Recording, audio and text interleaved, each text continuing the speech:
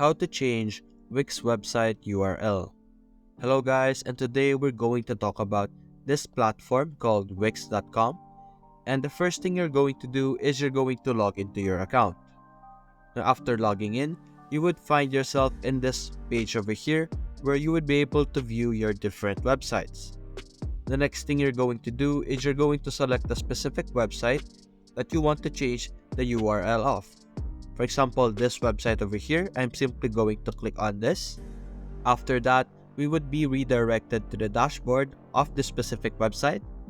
And the next thing we're going to do is we're going to click on the search bar over here on the top right.